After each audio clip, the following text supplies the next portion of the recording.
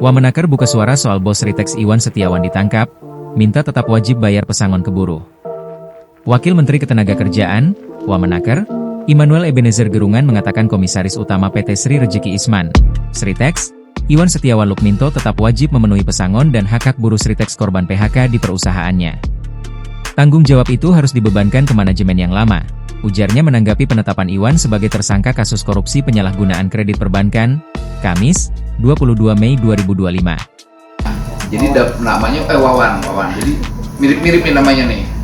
Iwan itu komisaris utama, Wawan itu direktur utamanya.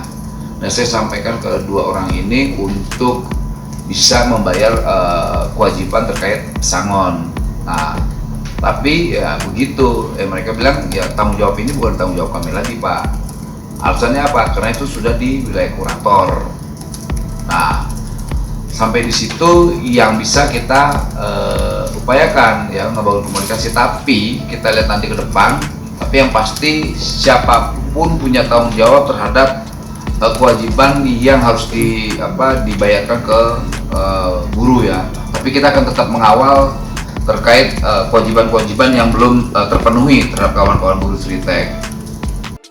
Dia mengatakan, Menteri Ketenagakerjaan Yasirli juga telah menyampaikan bahwa sudah menjadi kewajiban perusahaan untuk bayar hak pesangon para karyawan. Kita akan tetap kawal terkait kewajiban-kewajiban yang belum dipenuhi perusahaan kepada karyawan-karyawan Sritex, ujar Nul. Menurutnya, proses terkait pelelangan aset perusahaan, perekrutan kembali mantan pekerja, hingga pembayaran hak-hak ex-buruh PT Sritex harus terus berjalan. Dia memastikan akan mengawal hak-hak ex-pekerja Sritex, terutama berkaitan dengan jaminan kehilangan pekerjaan, JKP, jaminan hari tua, JHT, BPJS Ketenagakerjaan, dan pesangon. Kita akan lihat dan kaji siapa yang memiliki kewajiban lebih besar terhadap pesangon, tambah Nul. Sebelumnya, Kejaksaan Agung, Kejagung, menyatakan sudah memeriksa 55 orang saksi dalam kasus dugaan korupsi dalam pemberian kredit kepada PT Sritex. Direktur Penyidikan Jampitsus Kejagung Abdul Kohar mengatakan, penyidik menemukan alat bukti yang cukup hingga menyimpulkan bahwa ada dugaan tindak pidana korupsi dalam pemberian kredit dari beberapa bank pemerintah kepada PT Sritex.